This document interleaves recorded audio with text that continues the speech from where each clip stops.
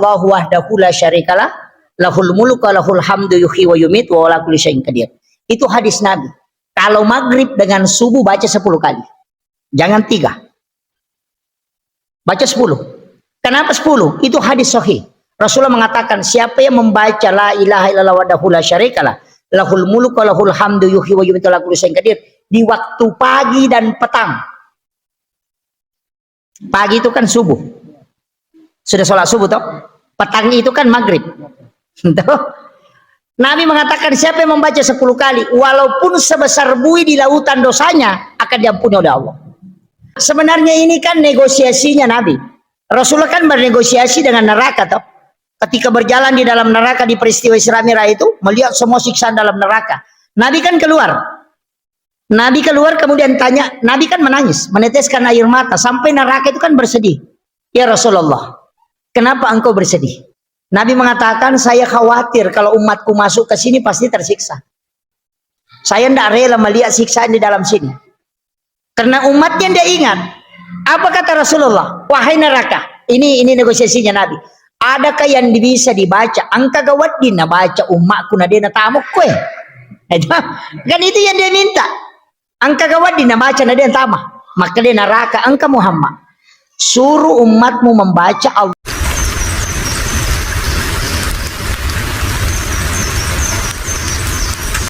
Assalamualaikum warahmatullahi wabarakatuh.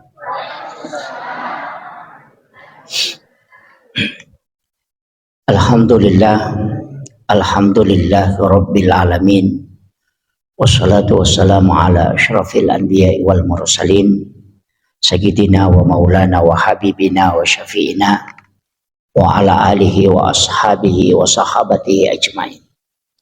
Allahumma salli ala sayyidina Muhammadin tibbil qulubi wa dawaiha wa afiyatil abdani wa shifaiha wa nuril absari wa diyaiha wa ala alihi wa sahbihi wasallim.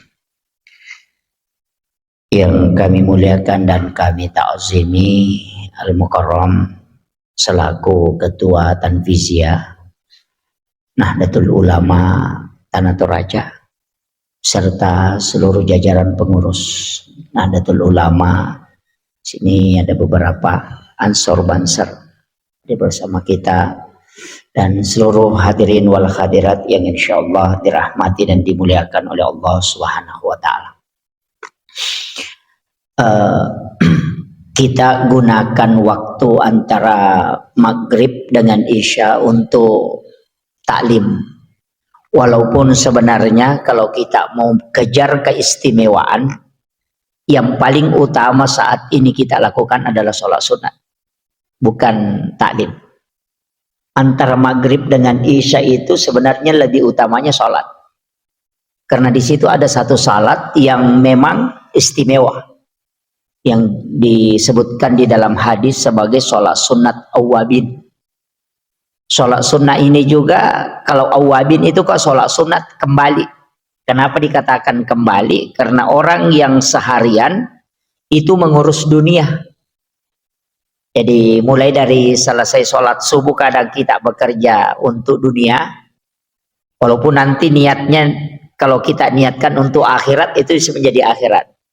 Tapi yang jelasnya orang itu bekerja untuk kehidupan dunia. Sehingga maghrib dengan isya ini kalau kita gunakan untuk sholat, makanya dikatakan orang kembali.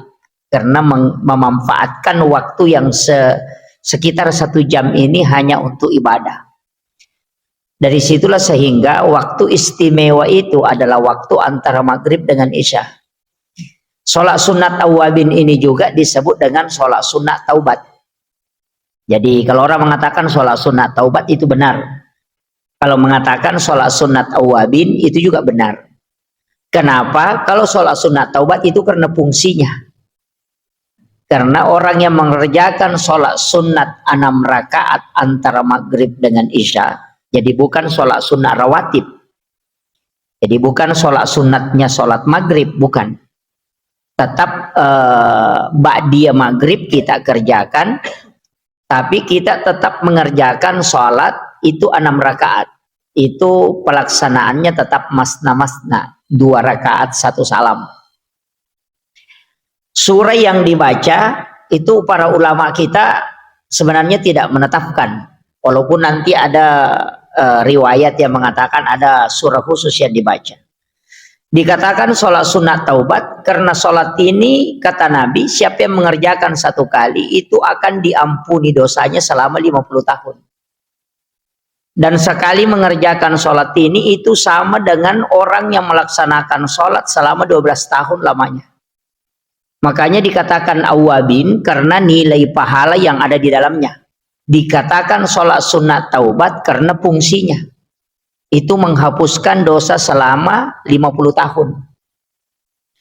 Sholat ini sebenarnya kalau kita mampu kerjakan setiap hari, walaupun kalau tidak bisa kan bisa sekali saja dalam satu pekan.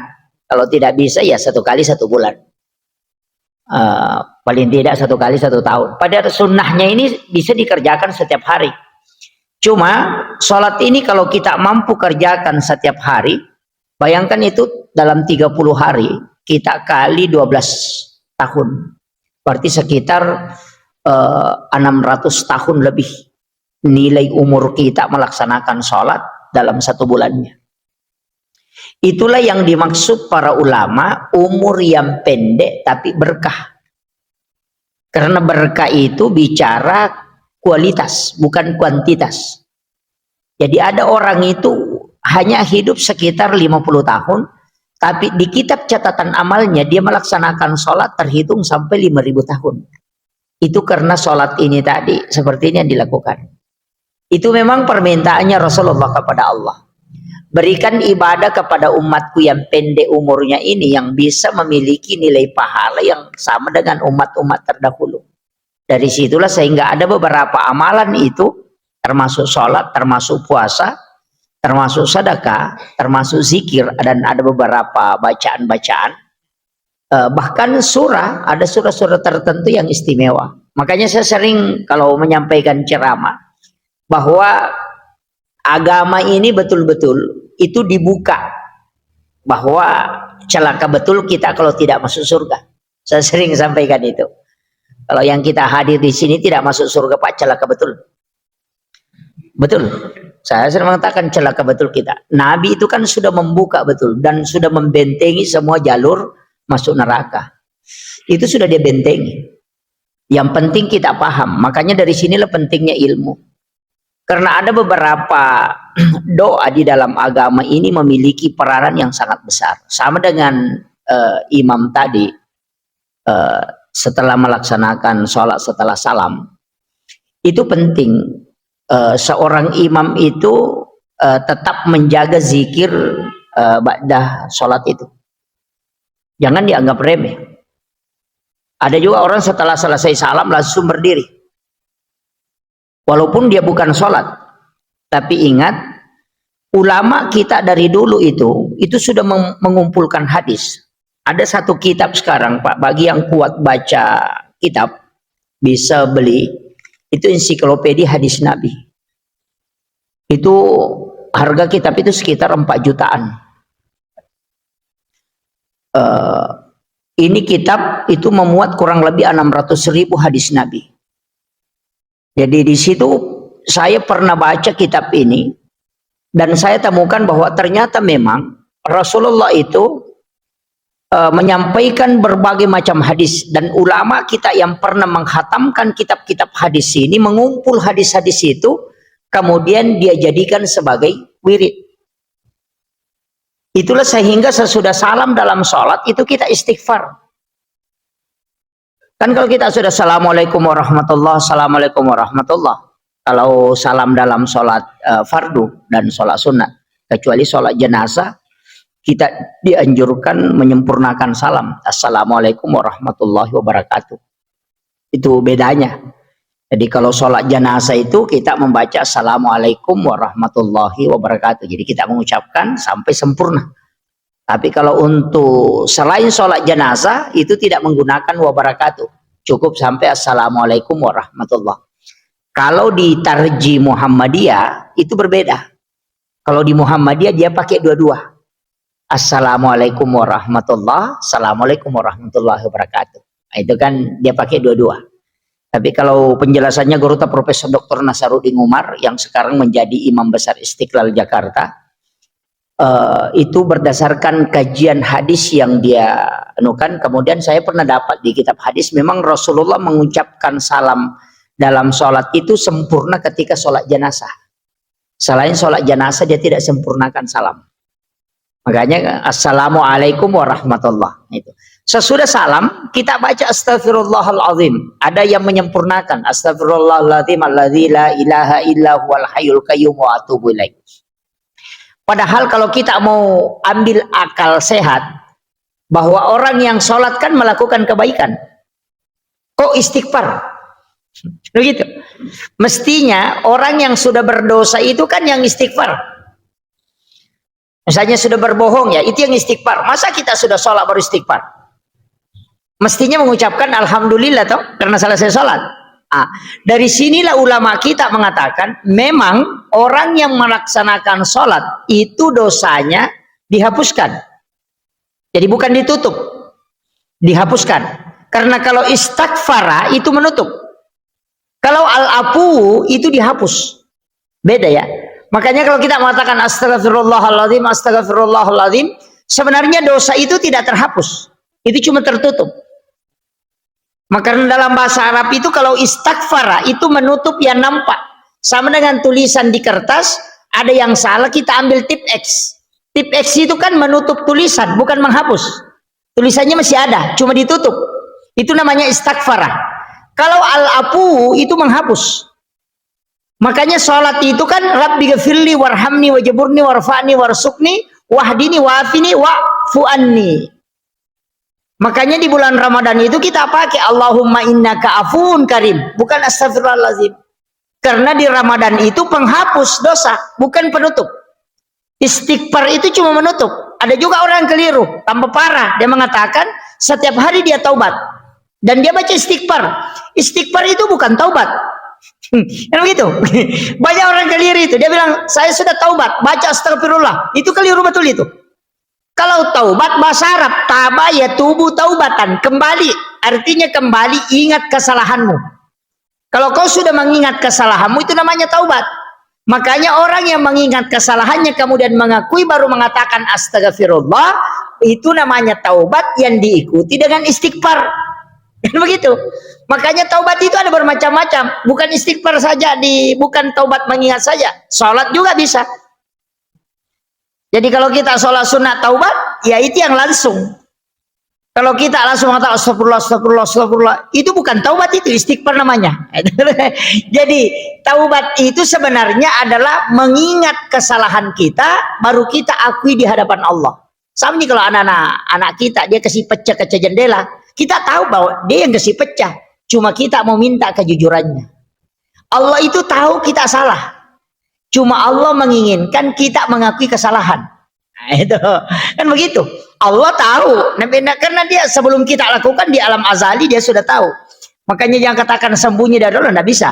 Tapi ketika kita melakukan kesalahan, kemudian kita kembali kepada Allah, itu yang dirindukan oleh Allah. Makanya di dalam ayat itu disebut innallaha yuhibbut tawwabin. Di situ tidak mengatakan innallaha yuhibbut taibin, tidak. Kalau at-taibin itu cuma satu kali kembali. Kalau at-tawwabin berbolak-balik. Jadi orang itu punya dosa langganan, Pak. Ya. Setiap orang itu punya dosa langganan. Artinya dosa langganan dia sudah lakukan taubat, lakukan lagi tuh. Dia gosip sebelah. Besok gosip lagi tuh. Nah, itu dari situlah maknanya innallaha yuhibbut tawwabin. Allah suka orang yang berbolak-balik. Karena hamba ini adalah yang sering melakukan kesalahan. Nah, makanya saya ingin sampaikan bahwa istighfar 3 kali sesudah sholat itu karena 3 kesalahan kita dalam sholat. Ada 3 kesalahan itu, Pak. Yang pertama kesalahan lafaz, bacaan. Kesalahan lafaz, itu bacaan. Yang kedua, kesalahan ingatan. Kehusyuan. Kadang kita sholat tapi ingat pekerjaan. Sudah takbir masih ingat sandal. Iya. Nah begitu. Dan itu manusiawi. Makanya mengatakan aqimis sholata li zikri, tidak mengatakan aqimis sholata li azkura. Kan tidak gitu kan? Mengatakan li zikri artinya berbolak-balik mengingat. Bukan sepanjang masa mengingat. Nah, itu. Kemudian yang ketiga, kesalahan kita gerakan. Tidak mungkin sempurna. Makanya 3 kali istighfar itu karena 3 kesalahan itu tadi dalam sholat. Walaupun sholat itu penghapus dosa. Karena Rasulullah mengatakan orang yang mau umatku ketika mau melaksanakan sholat, itu Allah meletakkan dosanya di pundaknya. Dan juga di kepalanya. Itu hadis Bukhari. Jadi di pundak dan di kepalanya. Ketika dia ruku, itu jatuh dosanya itu. Dan ketika dia sujud, itu berguguran seperti daun-daunan yang jatuh dari tangkai pohon.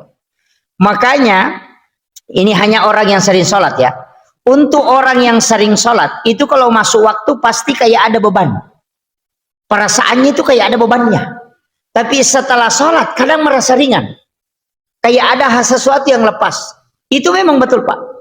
Itu sudah mendapatkan hikmah sholat. Orang yang merasakan berat ketika masuk waktu sholat, itu sudah dikasih hidayah. Dan ketika merasa ringan ketika sudah sholat, itu sudah hidayah. Karena dosanya itu yang lepas. Makanya dosa itu jadi beban. Dan kita merasa kayak tertekan betul. Nanti sudah kayak ringan. Padahal tidak ada yang lepas. Itu karena dosa yang tidak kelihatan. Makanya 2 tempat itu pakai kalimat subhana Pak. Ketika ruku subhana rabbiyal azim. Dan ketika sujud subhana rabbiyal a'la. Makanya kalau sholat itu jangan sebentar sekali ruku. Nanti dosanya belum jatuh kita sudah bangkit.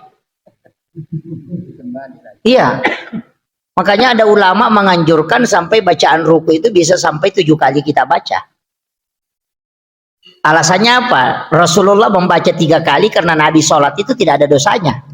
Kalau dia baca 3 kali semua jadi pahala. Kamu banyak sekali dosamu, kalau kau baca 3 kali baru penghapus, belum dapat pahala.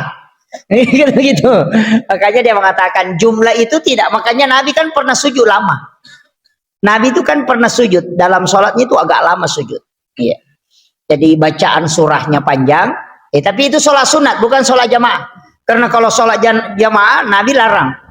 Kalau jadi imam Nabi mengatakan pendekkan bacaan. Dia tidak mengatakan percepat sholatmu, tidak. Dia mengatakan pendekkan bacaan. Artinya jangan terlalu panjang. Supaya orang kenapa? Rasulullah tidak menginginkan sholat ini jadi beban Pak. Iya. Jangan sampai gara-gara sholat orang jengkel. Iya, itu Rasulullah hebatnya itu. Jadi Nabi itu pemimpin yang sangat luar biasa. Sampai-sampai sholat tarawih kan Nabi lakukan 3 malam toh. Sahabat tunggu Nabi tidak keluar. Ketika Nabi datang dia mengatakan saya tahu kau tunggu saya tapi saya sengaja tidak keluar. Karena nanti ini yang menjadi beban sehingga kau kelelahan kalau puasa nanti di siang harinya. Nih, banyak orang Pak bangun tahajud sampai 3 jam tapi tidak sholat subuh. Karena ketiduran. Nah, kan begitu. Jangan, agama ini jangan menjadi beban. Makanya Rasulullah mengatakan ketika jadi imam, ya pendekkan bacaan. Kalau kau sholat sendiri bisa panjang. Karena tidak ada orang yang terbebani. Itu, jangan sampai agama disalahkan. Makanya saya itu Pak, kadang-kala ketika ada jamaah bertanya di media sosial, Pak Ustaz saya kerja di perusahaan tidak kasih waktu sholat di waktu sholat asar. Hanya waktu duhur kita sholat, karena di situ waktu makan juga. Kita gunakan untuk sholat. Saya bilang, silahkan sholat duhur langsung dijamak sholat asar, tapi jangan dikasar. Gabung saja sholat duhur dengan sholat asar. Karena Anda tidak sholat asar. Kalau tidak begitu, makanya kerjakan sholat duhur, 4 rakaat baru berdiri iqamat, kerjakan sholat asar. Jangan keluar dari tempat itu. Ketika Anda keluar, kemudian istrinya marah-marah karena tidak dapat gaji, tidak dapat harta, pasti istrinya bilang, ini gara-gara sholat. Oh itu fatal itu Pak. Sholat yang disalahkan. Suaminya yang tidak dapat gaji, istri menyalahkan sholatnya, itu fatal. Makanya Nabi ini dari dulu sudah membentengi itu. Bahkan Nabi itu pernah mengatakan orang yang sholat di akhir waktu masih sempat ruku, kemudian bangkit dari ruku, kemudian waktu sholat berikutnya masuk, itu masih dihukumi sholat pada waktunya Pak. Coba. Misalnya Bapak sholat duhur itu kurang 5 menit masuk waktu asar. Bapak sudah ruku begini sami Allahu liman hamidah, langsung orang azan asar. Itu masih dihukumi sholat pada waktunya. Kenapa? Karena kepalanya sholat masih di waktunya. walaupun ekornya sudah masuk di asar. Kan begitu. Itu saking dimudahkannya. Tapi jangan dijadikan ini alasan Pak sehingga selalu menunda, itu jadi masalah.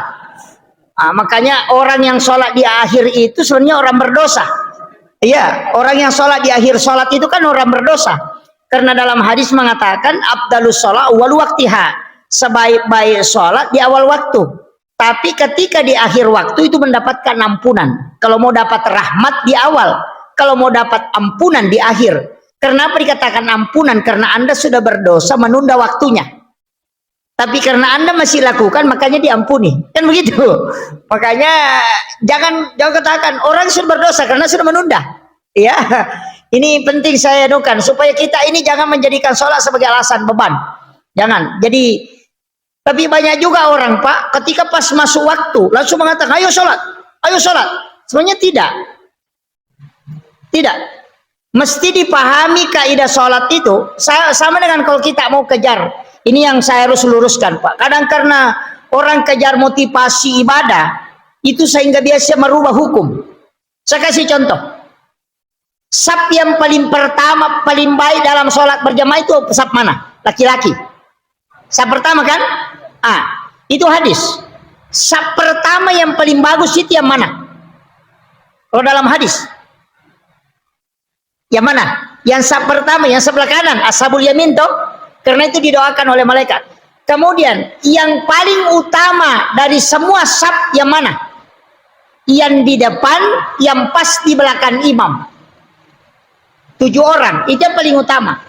Nah, kalau ini yang mau diambil standar Pak, kalau ada orang berdiri di saf keempat, Nabila Sadiki pahalanya ini. Saya tidak mau sholat dulu. Nanti gelombang kedua, supaya ambil saf pertama. Fatal tuh. Atau dia mengatakan, wah kalau begitu lebih baik kita bangun masjid memanjang saja. Sampai 100 meter ke samping, tapi satu saf. Atau kalau kita mau ambil yang sebelah kanan imam yang utama, kita bawa imamnya ke sebelah kiri di sudut. Supaya semua orang di sebelah kanan. Kan begitu. Makanya keutamaan itu tidak boleh merubah hukum. Ini yang dalam agama kadang-kala orang mengejar keutamaan, sehingga dia merubah hukum.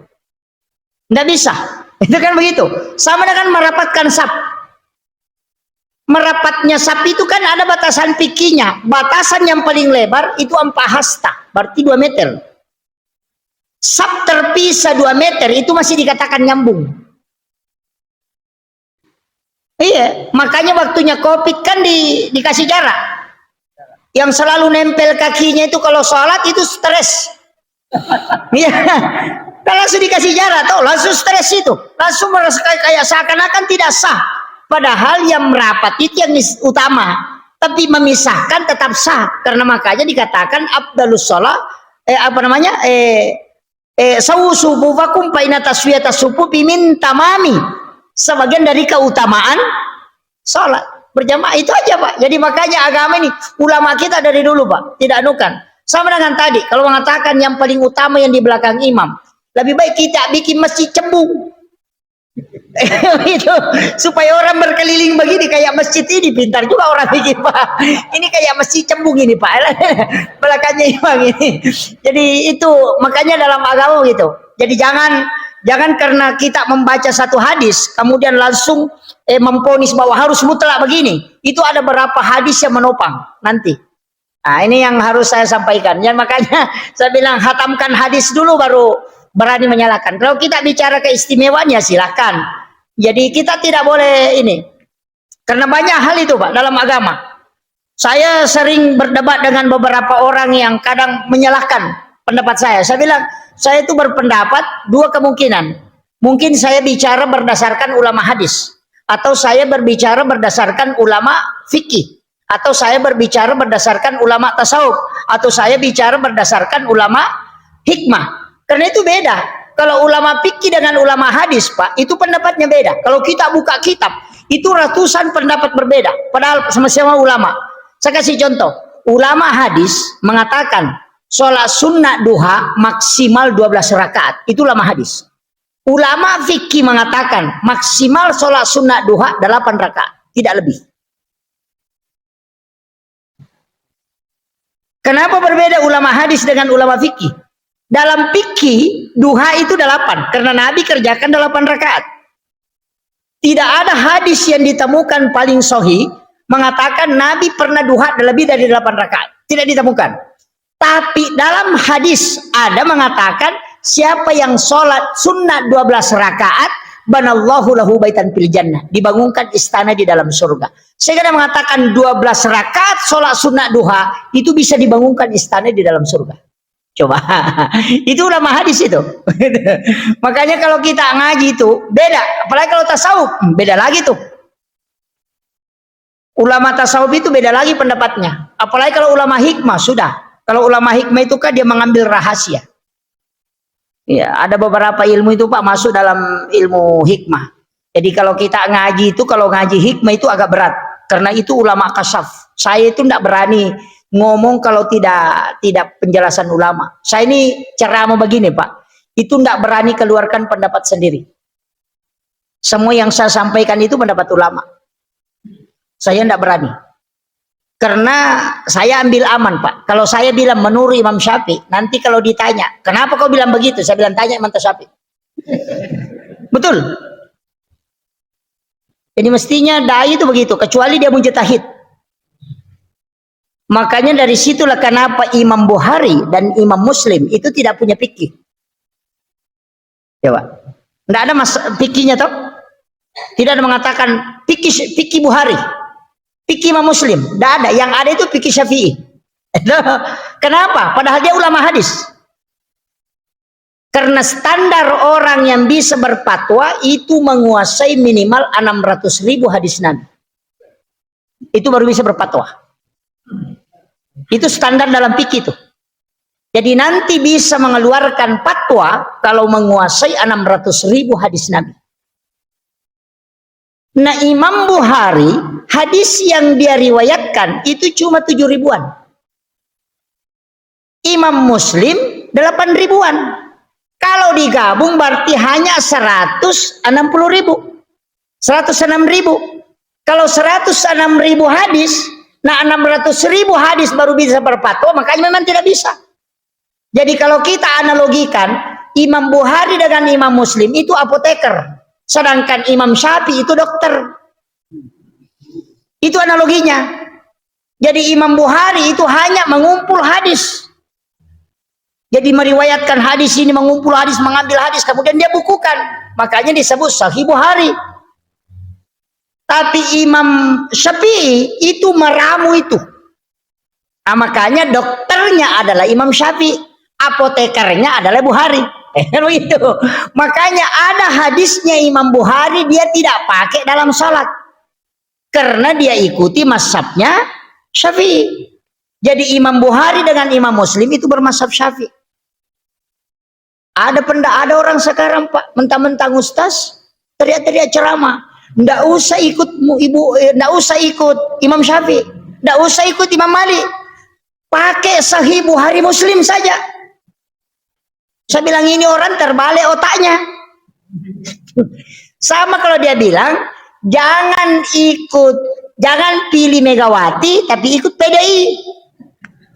Itu sama itu. Jadi dia larang kita ikut Imam Syafi'i tapi dia suruh pakai Bukhari Muslim. Itu padahal Imam Bukhari mazhabnya Syafi'i. Ini yang kita anukan. Makanya saya itu kalau kita mau lebih aman Pak, pakai mazhab.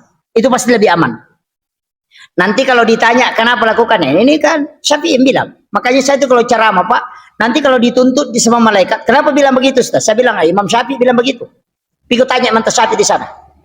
Iya. Jadi saya itu kalau analogi sekarang sama dengan pengantar makanan di warkop.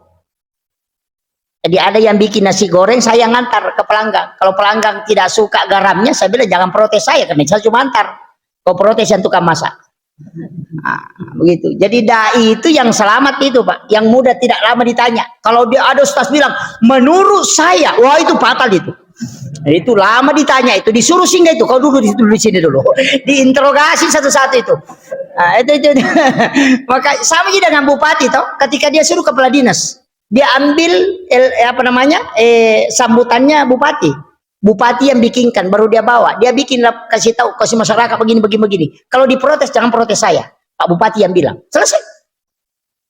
Sama jadi kita penceramah. Makanya dari situ Hadratus Syekh Hasyim Asy'ari itu bermazhab Syafi'i.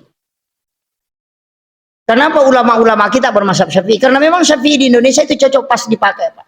Karena dia lebih hati-hati. Cuma tidak semua, dijual beli tidak dipakai. Kalau Syafi'i dipakai dijual beli, Pak, stres orang. Tidak bisa masuk di Alfamart. Tidak bisa. Karena Syafi'i itu harus punya akad. Dia bilang, siapa kalau beli ikan? Siapa ikan ini? Ikanku. Kau yang jual? Iya. Kau yang punya? Iya. Saya beli ikanmu 10.000, 3 halal karena Allah. Jadi dia harus bilang, saya jual ikan boluku 10.000 halal karena Allah. Langsung dia bilang, saya beli ikanmu 10.000 halal karena Allah. Itu baru sah. Nah, itu. Kalau masuk di Indomaret, Pak, stres itu penjualnya. Setiap Indomie satu, saya jual Indomiku, saya diwakilkan oleh pemilik Indomaret ini, nama saya ini mewakilkan menjualkan Indominya satu bungkus 2.500 halal karena Allah. Saya beli Indomie, pindah lagi ke Picing. Stres orang gitu. Kalau makanya akad nikah yang sering kita pakai itu kan akad nikahnya Syafi'i. Iya, akad nikahnya Syafi'i. Mengatakan saya nikahkan dan kawinkan engkau ini binti ini dengan mahar seperangkat alat sholat, itu pun salah juga, Pak. Seperangkat alat sholat itu salah. Kalau seperangkat alat sholat itu ya masjidnya juga ikut, tempat wudhunya juga ikut. Iya, kan seperangkat toh. Mestinya satu pasang pakai yang sholat. Kalau seperangkat alat sholat, toanya dengan manaranya ikut semua itu. Sering bilang begitu ya. Penyuluh harus ini. Jadi masalah itu. Iya. Oh, banyak Bugis ya? Ah, iya. Ada yang tidak ngerti bahasa Bugis? Oh iya. Iya. Jadi makanya begitu, Pak. Mestinya aja tak ada seperangkat ala sholat, katakan satu pasang pakai yang sholat. Kalau seperangkat macu ni musalan, macu nak jenikan, macu mana itu? Iya kan seperangkat toh. Ini bahasa ini, Pak. Jadi makanya itu kan mazhab Syafi'i pakai toh. Saya terima nikahnya dan kawinnya ini binti ini dengan mahar sekian. Langsung saya terima nikahnya, kan begitu. Kalau Imam Abu Hanifah kan simpel sekali. Ya kau pura nih, maka saya kawinkan dan nikahkan engkau ini binti ini dengan mahar sekian. Langsung mengatakan saya terima apa yang disampaikan Pak Imam. Selesai. Nggak pusing lagi tuh karena sudah disebut. Begitu. Iya, makanya ulama kita dari dulu selalu pakai kaidah Syafi'i. Walaupun itu kan kalau di Indonesia pas. Yang pembatalannya Syafi'i kan begitu. Sentuhan kulit sigis solina rone makun raya tanpa pelapis, suami istri kan batal. Jadi jangan Bapak bilang, kalau Syafi'i ini ya, aja tak ada beneku adalah muhrim. Enggak. Kalau Syafi'i itu bukan mahram. Istri itu bukan mahram. Kalau Imam Syafi'i. Jadi kau sigesi oleh suami istri itu tanpa pelapis, itu batal wudu kalau Syafi'i. Jadi salah itu kalau mengatakan suami saya adalah muhrim saya, enggak. Apa alasannya mantap Syafi'i? Itu masuk akal sekali, Pak. Ketika kita ngaji di kitab. Agar si mantap Syafi'i. Maka di mantap Syafi'i, sarakna ya sange mahram dua, denawat dingikawingi dan tidak boleh digauli. Itu kan mahram, tidak boleh dinikahi dan tidak boleh digauli itu syaratnya. Nah istri kan dinikahi dan digauli. Coba, kan begitu. Makanya yang mahram itu kan saudara, tidak boleh dinikahi toh. Anak tidak boleh dinikahi. Bapak, ibu, nenek ke atas tidak boleh. Makanya dia adalah muhrim. Mahram itu kan syaratnya dua, tidak boleh dinikahi, tidak boleh digauli. Nah istri kan dinikahi dan digauli tuh. Oh iya, makanya bukan mahram. Makanya dia mengatakan hakut tamlik, hak pakai, bukan hak milik. Jangan tersinggung, Bu. Ini kita kaji fikih nih. Iya. Makanya dia katakan hak pakai, sama dengan handphone toh. Kalau saya sudah beli HP, makanya hak pakai. Saya miliki HP, tapi HP tidak memiliki saya toh. Makanya wanita itu tidak bisa jatuh talak ketika dia mentalak dirinya, tidak bisa. Karena memang dia yang dimiliki. Tidak bisa. Nabi biar lompat di tangan bilang, kau talak, tidak bisa. Laki-laki satu kali ngomong itu bisa jatuh. Perempuan tidak bisa, kecuali dia wakilkan ke pengadilan agama. Itu makanya karena dia yang dihitbah, dibeli. Masa HP mah protes maka dia umelo yeldi. Tidak bisa. Makanya kalau beli HP sudah dibayar ya milik saya. Tapi HP memiliki saya atau tidak? Tidak. Kalau saya mau beli HP baru kan bisa toh. Iya. ini mengerti pakai langsung ini. itu di situ pikirnya, Pak. Ulama kita kan dari dulu begitu. Tapi kalau ia romelo ipakai ala dasar, nani bawa lo ke Mekah susah. Karena orang tawaf itu pasti tak berakan dengan perempuan toh. Jadi aku nggak tahu pikir Imam Syafi'i menatilau Mekah, dena haji na rewa, lo mi Mekah mata wapa. Iya, okomnya jene kang itu 5 lisu. Sudah berudu masuk silap si makun rewa si majene. Ya begitu. Makanya pikir ini sebenarnya adalah memberikan jalan beberapa. Makanya saya bilang itu pikir sebenarnya kelonggaran, Pak. Ya kocik demi pendapat justru bahaya. Makanya pentingnya banyak pendapat yang kita tahu. Supaya kau nyangku kita pangalaki matu, kau yang kamu pion relese. Makanya pikir itu kan begitu, karena tempatnya Abu Hanifah kan di Irak, tempatnya Saddam Hussein. Imam Malik di Madinah, Imam Syafi'i di Palestina. Kan begitu. Cuma Imam Syafi'i ini berguru kepada 2 guru yang paling utama itu. Yang pertama Abu Yusuf, muridnya Abu Hanifah. Kemudian yang kedua berguru sama Imam Malik. Imam Malik pun tidak mau mengaku bahwa saya adalah gurunya. Dia cuma mengatakan teman diskusi. Karena Imam Malik menulis kitab hadis namanya Al-Muwatta, itu 40 tahun dia tulis. Tapi dia tidak hafal. Imam Syafi'i cuma 9 hari dia baca, dia hafal di luar kepala. Itu hebatnya Imam Syafi'i. Imam Malik 30 tahun lebih, hampir 40 tahun dia tulis itu kitab hadis Al-Muwatta Malik itu. Tapi dia tidak hafal. Dia hafal isana. Tapi Imam Syafi'i malalala mina baca seraso dan hafal. Karena memang kecerdasannya Imam Syafi'i itu kalau membaca, dia tutup sebelah kiri kalau dia baca sebelah kanan. Kapa maliwangi matana lo sebelah kiri, nah pelatih itu si belia. Itu men-scan otaknya itu. Itu kecerdasannya. Jadi makanya Imam Syafi'i, Imam Malik itu mengatakan dia bukan guru saya, teman diskusi. Makanya ada kaulun kadim, ada kaulun jadid. Waktu nama guru Abu Yusuf, pendapat Abu Hanifah itu namanya kaulun kadim. Kaulun jadid itu ketika belajar sama Imam Malik. Makanya pendapat Imam Syafi'i ada 2 itu. Angka biasa mengatakan tidak boleh, kemudian ada mengatakan boleh kan? Majin Imam Syafi'i, palaba Imam Syafi'i matu materi itu karena lihat tahun berapa keluarnya. Itu. Jadi makanya orang bisa berubah pendapatnya itu Pak karena berguru. Sama di Muhammadiyah. Masuk Muhammadiyah baru masuk ke NU pasti beda pendapatnya itu. Atau NU baru masuk ke Muhammadiyah berubah pendapatnya itu Pak. Iya. Makanya Hamka itu kan tidak kunut. Di Makassar Profesor Dr. Hamka almarhum kan di Makassar tidak kunut. 30 tahun di Makassar tidak pernah kunut. Sekalinya ke Jakarta, pulang dari Jakarta kunut. Kunut subuh. Makanya kan ditanya di waktu ke Telkom, ditanya, Pak Prof, mohon maaf. Dulu Pak Prof di Makassar baru 10 tahun itu tidak kunut. Tapi sisanya boleh ke Jakarta magina ka kunut. Agar rasa Pak Prof Hamka, makanya iya watuna okomo Pak Makassar napai talu lamari bo baca. Itu okoma pole mana Jakarta megaya ni baca jadi kununa. Itu aja alasannya. Itu artinya karena keluasan ilmunya sehingga dia bisa menerima orang yang kunut. Saya cari itu kenapa kenapa Profesor Dr. Hamka bilang begitu. Saya cari itu. Analisa ternyata Imam Syafi'i itu memang pakai landasan itu dia baca landasannya Imam Syafi'i itu sederhana. Makanya Imam Syafi'i ya ko angka aga-aga pura na jama na bitta na mochi cemmi na detonang kanatyangi monrina berarti sunnah selamanya. Nah Nabi pernah kunut berarti itu sunnah.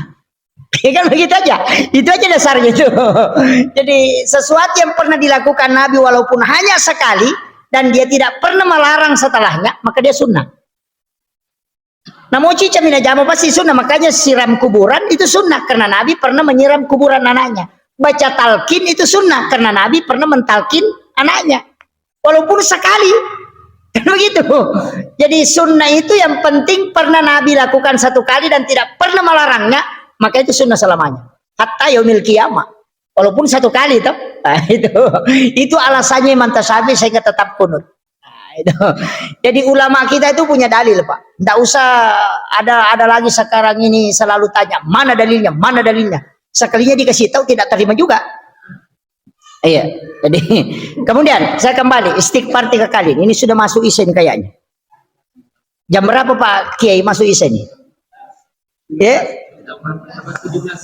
Oh, iya. Begini. Istighfar sesudah sholat 3 kali. Sesudah itu kalau tidak apa yang kita baca? Astagfirullahaladzim. Yang sempurna astagfirullahaladzim alladzi la ilaha illa huwal hayyul qayyum. Kemudian la ilaha illallah wahdahu la syarikalah lahul mulku wa lahul hamdu yuhyi wa yumit wa ala kulli syai'in qadir. Itu hadis Nabi. Kalau maghrib dengan subuh baca 10 kali. Jangan 3. Baca 10. Kenapa 10? Itu hadis sahih. Rasulullah mengatakan siapa yang membaca la ilaha illallah wahdahu la syarikalah lahul mulku wa lahul hamdu yuhyi wa yumit wa ala kulli syai'in qadir di waktu pagi dan petang. Pagi itu kan subuh. Sudah sholat subuh toh? Petang itu kan maghrib. Nabi mengatakan siapa yang membaca 10 kali walaupun sebesar buih di lautan dosanya akan diampuni oleh Allah. Namo pada ganna busawai ekotasi dosana katina dan pergi Allah Ta'ala. Makanya dibaca 10 kali. Kemudian Allahumma ajirna minan nar. Kan ada imam baca Allahumma ajirni. Pecah ikon ke imam baca Allahumma ajirni. Sebenarnya biar sendiri itu Pak keliru betul. Saya punya dalil itu. Istilahnya ada dalilnya. Ketika ku ampusakum wa ahlikum nara. Jaga diri dan keluargamu. Kalau membaca ini berarti dirimu saja. Kau tidak jaga keluarga. Kan begitu. Makanya jangan pernah baca Allahumma ajirni. Baca Allahumma ajirna. Karena kau punya bapak, kau punya ibu. Kau punya istri, kau punya anak, kau punya keluarga. Mestinya baca Allahumma ajirna. Walaupun kita sendiri yang baca. Karena kita ikutkan bapak, ikutkan ibu, ikutkan saudara. Makanya kalau ada suami ibu bilang Allahumma ajirni, getibe mendocilina. Tawanjok lah kai ya le demi bami salama dia pas salama kai. Kan begitu. Iya. Harus diikutkan.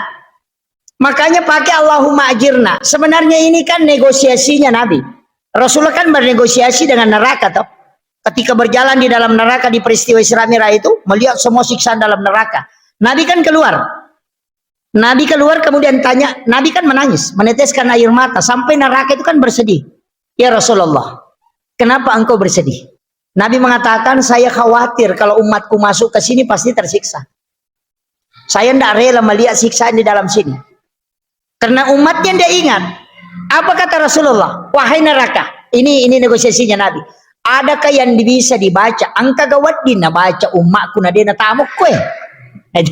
Kan itu yang dia minta. Angka gawat dina baca nadena tamah.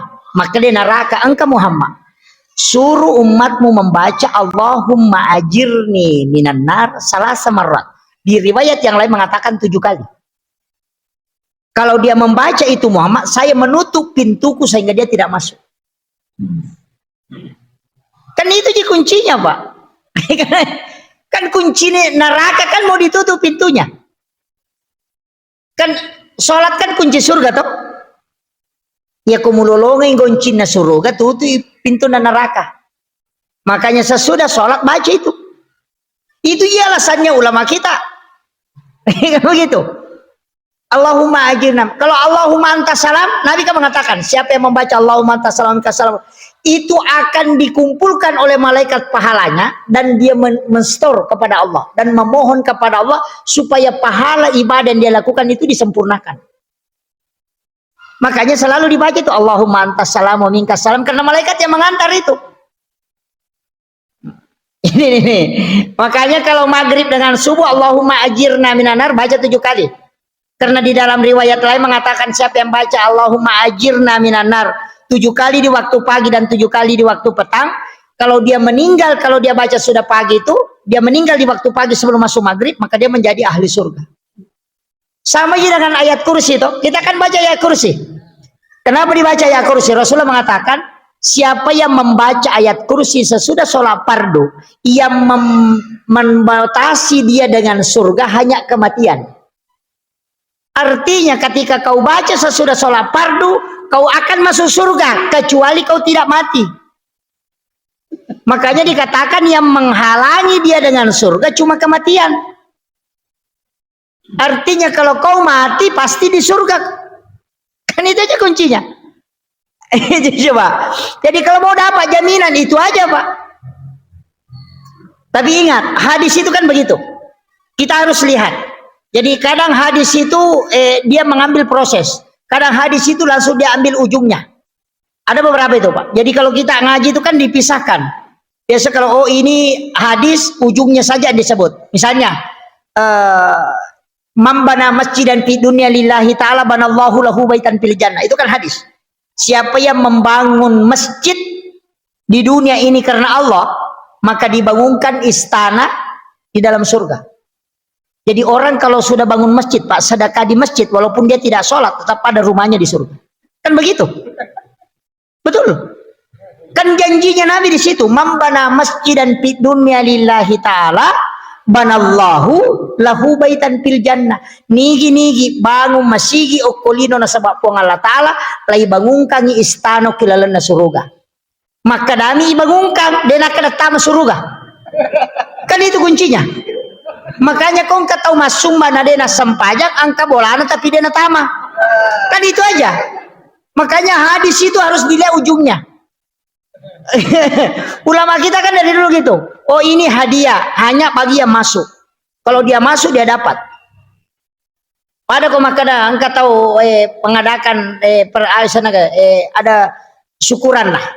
Kasih undangan, siapa yang datang akan dikasih misalnya souvenir. Kalau kau datang pasti dikasih. Tapi kalau tidak datang tidak dikasih. Sama dengan ini tadi, kalau kau bangun masjid ya tetap ada rumahmu. Tapi kan ada kuncinya. Orang yang bisa masuk surga orang yang sholat. Karena dia pegang kuncinya. Jadi kalau ada rumahmu dan tidak ada kuncinya, kan tidak bisa masuk juga. Dari situlah ulama mengatakan ada yang dibangunkan istana yang megah tapi dia tidak bisa masuk di dalam. Begitu. Makanya ada ulama yang membalik. Dia mengatakan kalau rajin sholat tapi tidak sedekah masuk tidak ada tempatnya. Itu jadi masalah tuh.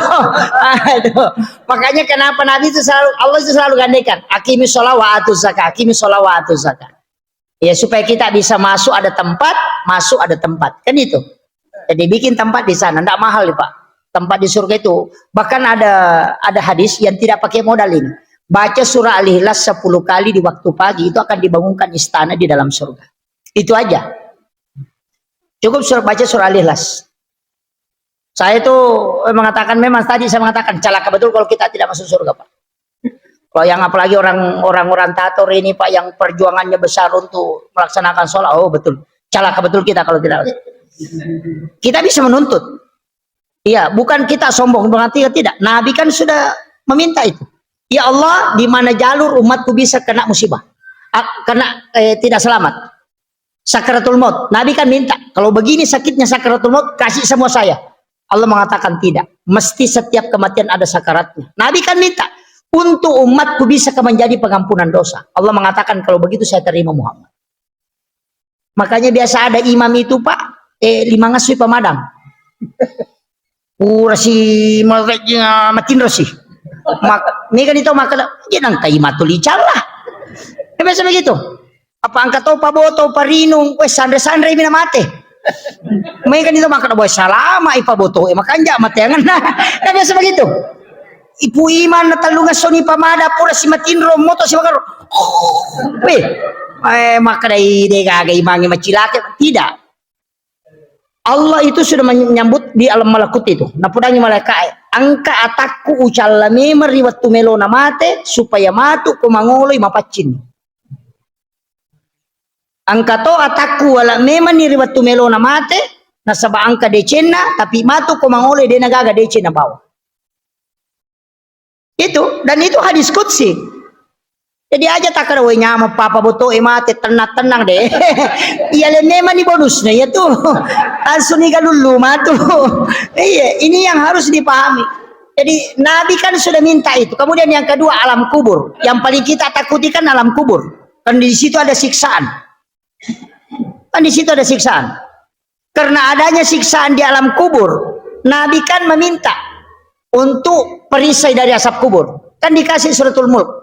Makanya Bapak Ibu sekalian saya ultimatum, jangan tinggalkan suratul Mulk tabarakah. Baca sekali saja sehari semalam. Itu ada dalam suatu kitab Ianatul Talibin itu orang yang pemain judi Pak. Tahu kalah sila ada. Paboto, perinuto Pak, penjahat topa. Tapi ia korewa ilo bolana dena tindro ko dena baca tabarakah.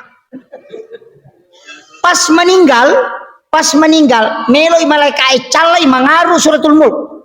Aja mu calai engka kailalan nah. Nasa na tong majasi pa yan nasa de nang kakailalan na upacyo ka tumucala maka dari malaikat tidak ini harus disiksa karena punya kesalahan maka dari suratul Mulk ya komeko calai lapor yo kepada Allah Ta'ala kalau dia tetap dihukum maka lebih baik saya keluar dari surah Al-Quran dan Allah mengatakan kepada malaikatnya jangan kau menyiksa karena suratul Mulk ada di dalamnya itu barakat suratul Mulk makanya Nabi mengatakan surah Al-Munjiah perisai dari asap kubur itu barakat apa makanya saya bilang Nabi itu sudah nukan kemudian pertanyaan di alam kubur kan iza jaa malakani kong kai pole dua malaikat makutana ke pakutanana marab bukan niga puamu de pana tomate poda memani maka dia tu matu yaku tanang pada kong kanana de pana tama ujian ni poda soalna kan begitu di alam kubur kan Nabi sudah bongkar bahwa nanti kalau datang malaikat ya itu aku tanah apalah memang nih kan itu kuncinya ini kan makanya ulama kita mengatakan Allah syahadat itu kan sholat kan ya mau sampai jamu gampang makanya yang paling pertama diperiksa itu sholat ya kok makanya insya Allah bagus makanya saya bilang itu ini terakhir ini sudah masuk waktu makanya saya bilang pokoknya satu-satunya ibadah Pak kalau saja jangan lalu kita tinggalkan. Sholat jangan sekali-kali. Namo magare pata sampai lalu. Ya ko parema ngitaro nih. Deto gaga tu tahu maparema ko masampajangi purapi. Iya, deto gaga tahu boto ko masampajang itu purapi masampajan na boto. Iya. Karena satu-satunya ibadah yang ia ko tahu mapuasa pawa di boto. Iya. Ya kumat mapuasa itu kami ke boto atau mapuasa boto to. Tapi yang kata masa pajak boto deh kagak. Makanya satu-satunya ibadah yang tidak bisa dicampur itu cuma sholat Pak.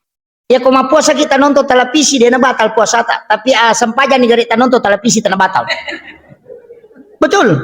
Satu-satunya ibadah yang tidak bisa dicampur dan mutlak harus. Makanya sholat adalah ibadah yang jangan tinggalkan. Karena itu di format khusus. Makanya saya bilang, namo maga batata sempajang. Maka di guru takali sidendre itu kong kamu jaman na itimba maka patan ditimba kan ude. Ya kong kamu jaman kay reke ko di kamu jaman maka meto malaikat batami mahanya. Meto aga na pasadia na lawe. Iya itu kuncinya. Iya namo de na mega akrabani di menipu maka meto mi kamampu aku. Allah sudah tahu. Dia gak tahu suku Pak dalam ibadah. Yang penting terjamin kena nangan rogan-rong yang nabita. Maka dia nabita umatku memang itu Pak Promo sempajang. Itu kuncinya. Maka saya selalu mengatakan deh asam pajang. Usahakan aja tak ada dia oleh khusyuk dia jame aja itu tatajang. Ya kau maka ki khusyuk kita sempajang dia tak sempajang. Cuma memang kehusyuan dalam sholat itu bukan memikirkan Allah. Bukan juga membayangkan Allah. Yang kita lakukan itu merasakan kehadiran Allah. Itu aja. Mega tahu Pak malah saulu masam pajak Pak melu makan modelena. Apalagi salah-salah paku tanana sampai ko cara mingerai pengalatalan dia nak nirita makanya kami komitai. Nah yang dilakukan itu merasakan kehadiran makanya ketika takbir itu merasakan Allah melihat saya kan kuncinya anta'budallah ka'annaka tarahu fa illam takun fa innahu yaraka kasiwengi pommu pada komuita ya kode mulai ya kibano makanan itaka selesai pada kong ke CCTV itu maka dana ita ka rokok na ita ka suju ya benar ta pake aja nero maka dana kurasi Allah Allahu Akbar ay tau malah saulu ya tuh iya sebab apa malah maka bela cukup yakin bahwa Allah melihat saya ruku itu merasakan kehadiran Allah ini riasak anta abudallah ka annaka tarahu fa illam takun tarahu fa innahu yaraka akhirul kalam wallahul muwaffiq ila aqwamit thoriq. Assalamualaikum warahmatullahi wabarakatuh.